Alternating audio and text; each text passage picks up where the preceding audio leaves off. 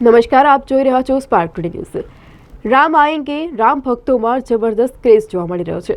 સનાતન હિન્દુઓનું વર્ષો જૂનું સપનું સાકાર થવા જઈ રહ્યું છે। અયોધ્યામાં રામ મંદિર ખાતે પ્રાણ પ્રતિષ્ઠાને હવે ગણતરીના દિવસો જ બાકી છે, ત્યારે આ ઐતિહાસિક ઘડી કાયમી યાદગાર બની રહે તે માટે લોકો અવનવા આયોજન કરી રહ્યા છે।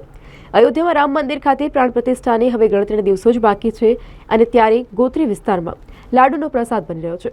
22મી તારીખના રોજ ગોત્રી પારેશ્વર મહાદેવના મંદિરે રામ યજ્ઞ યોજાનાર છે, જેમાં આ લાડુ મહાપ્રસાદીના રૂપે રામ ભક્તોમાં વિતરણ કરવામાં આવશે।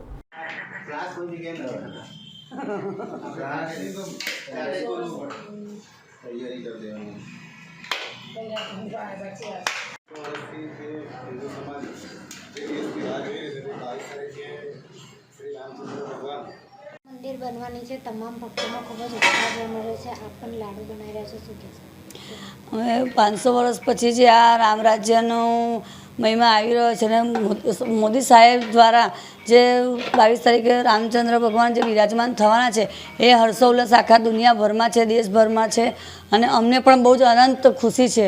એ દ્વારા અમે લોકોએ બધી બહેનોએ ભેગા થઈ અને લાડુનો પ્રસાદ વિતરણ જે અમે રામયાગ રાખવાના છે, તો ગોત્રી રામયાગ રાખવાના હોવા નિમિત્તે અમે લાડુનો પ્રસાદનું વિતરણ કરવાના છે।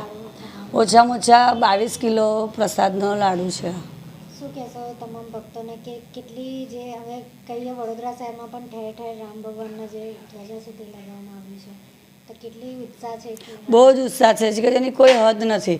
લોકો એના વર્ષો પછી આ દિવસ આપણે સાક્ષી એક દિવાળીનો માહોલ જેવો છે અને ખરેખર બધા ભક્તોમાં બહુ જ હર્ષો ઉત્સાહ છે અને લોકો સામેથી અમને કહે છે કે અમને તિરંગા, અમને ઝંડા આપો અને અમને રામ ભગવાન ઝંડા પણ અમને લગાવવા છે, તો અમે એ પણ વિતરણ કરવાનું આયોજન કરી રહ્યા છે। તમે કેવી રીતે ઉજવણી કરવાની છે? અમે આ પ્રસાદ રૂપે કરીશું અને અમારા કોર્પોરેટર શ્રી ઉમંગભાઈ બ્રહ્મભટ્ટે ગોત્રી પારેશ્વર મહાદેવ રામયાગ રાખ્યો છે, એમાં અમે આમાં સહભાગી તરીકે પ્રસાદ આપવાના છે।